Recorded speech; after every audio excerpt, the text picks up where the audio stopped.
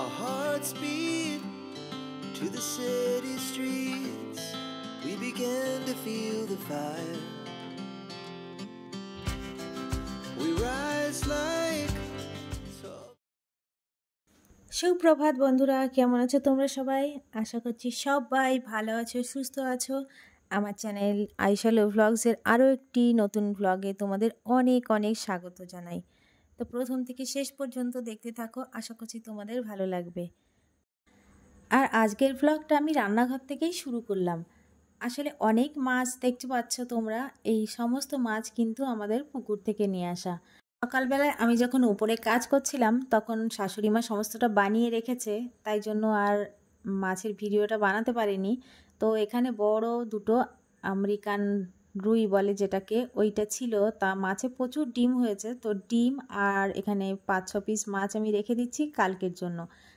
তো আমি সমস্ত মাছই এক তরকারি রান্না করব না। তো এই মাছগুলো দেখছো এখানে রয়েছে ফলুই মাছ, তারপর রুই মাছ।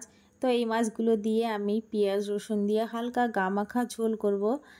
আর পাশে দেখতে পাচ্ছ দুধ, এখানে রয়েছে প্রায় 2.5 লিটার দুধ। তা দুধটাকে আমি জাল দিয়ে আজকে ভাবছি একটু দই পেতে রাখবো। টক দই পাতবো না, একটু সামান্য চিনি দেবো, কারণ আমাদের বাড়ি কেউ টক দই খেতে পারে না, তো হালকা একটু চিনি দিতে হবে।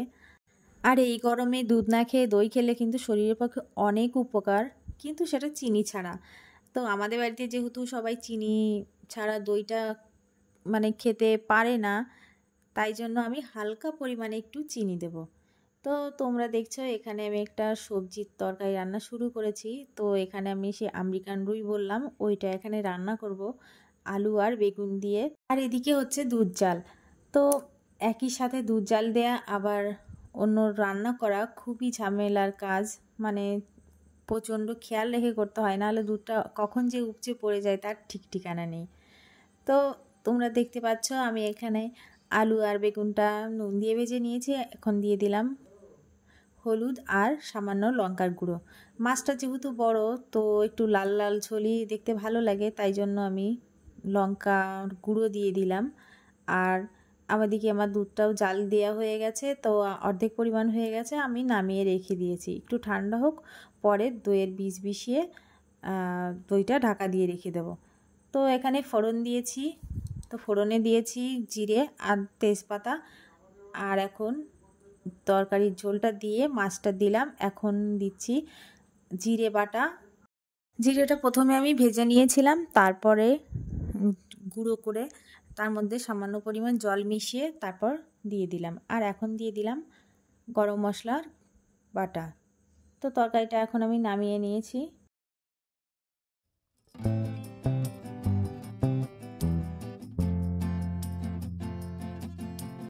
এদিকে আমার রান্নাবান্নার পর্ব শেষ হলো আপাতত। তো এখন যে দুধটা জাল দিয়ে নামিয়ে রেখেছিলাম সেটা ঠান্ডা করে নিচ্ছি। আর দুধটা হালকা একটু গরম আছে, এখনই বীজ দইটা এর সাথে মিশিয়ে নেব। তো বীজ দইটা ভালো করে ফেটিয়ে নিলাম, এখন দইয়ের সাথে মিশিয়ে দিচ্ছি।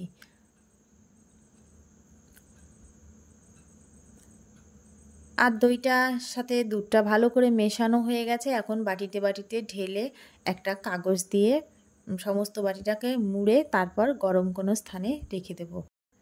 আর বাটিগুলোকে আমি প্রথমে একটা গামছা তারপর একটা চাদর দিয়ে ঢেকেছি। তো এই ঘরটায় ফ্যান ট্যান রাতে কিছু চলবে না, তো এই সামান্য জিনিস দিয়ে ঢাকলেই সুন্দরভাবে দইটা সেট হয়ে যাবে। তো সকালকার খাওয়া দাওয়া রান্নাবান্না সবই তো হয়ে গেল। এইবার দেখো সকালবেলায় বললাম না পুকুর থেকে প্রচুর মাছ নিয়ে এসেছে, তো এই মাছগুলোও নিয়ে এসেছিল। তো সকালবেলায় এই বালতির মধ্যে রেখেছে, আর একটা মাছ মারা গেছে। তো এখন ভাবলাম কি যে বড় কোনো জায়গায় রেখে দিই, যাতে মাছগুলো ভালো মতো শ্বাস নিতে পারে। তো তাই জন্য জলটা পাল্টে এই যে গামলার মধ্যে রেখে দিলাম। আর যে মাছটা মারা গেছিল সে মাছটা বাদ দিয়ে ভালো দেখে দুটো মাছ আবার বানিয়ে ফ্রিজে রেখে দেব কাল সকালের জন্য। দুপুরবেলার খাওয়া দাওয়া হয়ে গেছে, এখন বিকাল 5টা বেজে গেছে। এখন আমি আর আমার ছেলে রেডি হয়ে মেলার উদ্দেশ্যে বেরিয়ে পড়েছি। আর ছেলের দেখো আনন্দ হচ্ছে কত। তো ওর বাবা যাবে না, আমি আর আমার ছেলে দুজনা মিলেই মেলায় যাব। তো বাসে উঠে তারপর বাস থেকে নেমে পড়েছিলাম। এখন একটা টোটোয় উঠেছি আর চলে যাচ্ছি কৃষ্ণনগর রাজবাড়ির উদ্দেশ্যে।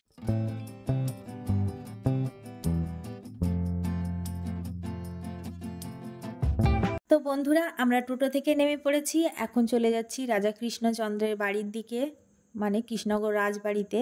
তো এটা কৃষ্ণনগর রাজবাড়ির গেট, আর এর সাইড দিয়ে প্রচুর দোকান বসেছে।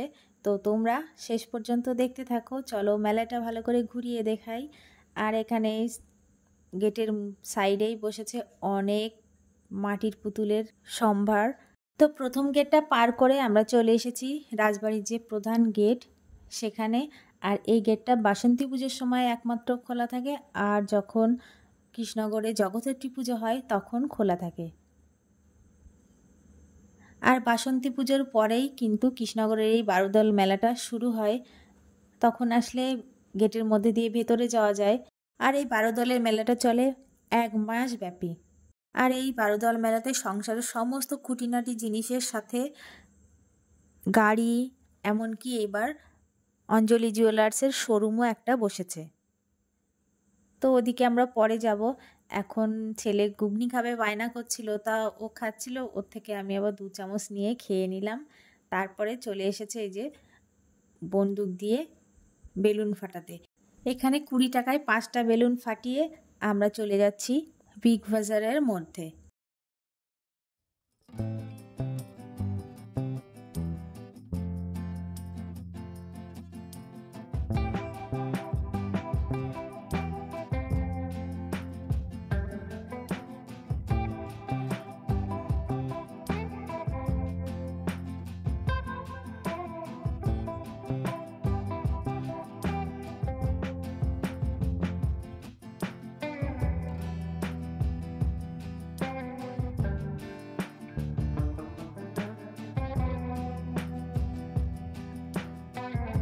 এই মেলাটা পুরো রাজবাড়ির বিশাল বড় মাঠ জুড়ে বসে। তো একদিনে এসে ভালো করে ঘুরে দেখা সম্ভব না।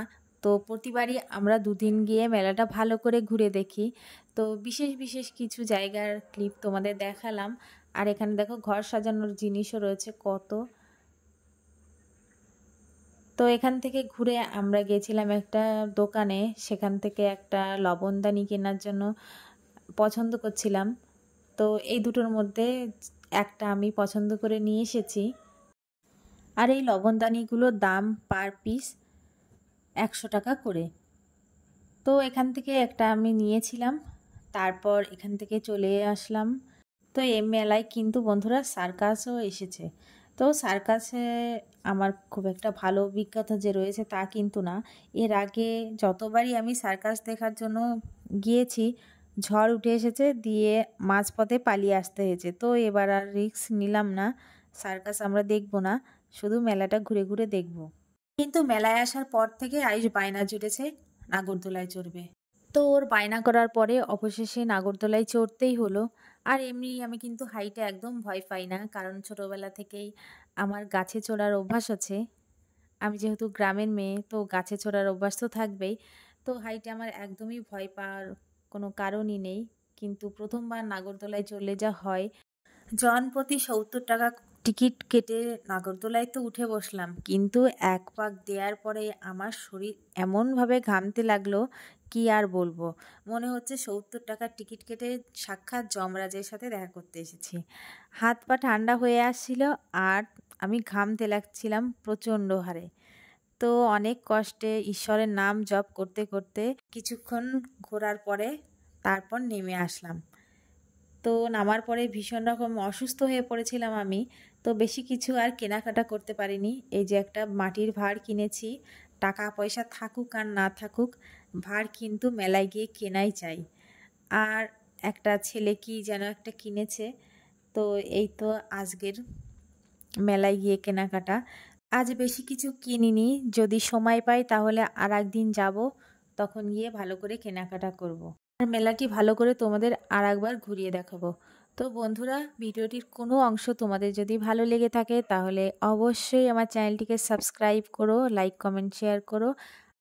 আর মেলা থেকে বাড়ি ফেরার পরে রাতের খাবার তেমন কিছু খাইনি, শরীর অসুস্থ লাগছিল জন্য তো রাতে একটা মৌসুম্বি লেবু আর 2টো শশা খেয়েছিলাম। তো বন্ধুরা, ভিডিওটি আজ এই পর্যন্তই। দেখা হবে আরও একটি নতুন ব্লগে। ততক্ষণের জন্য সবাই সুস্থ থেকো, ভালো থেকো, টাটা।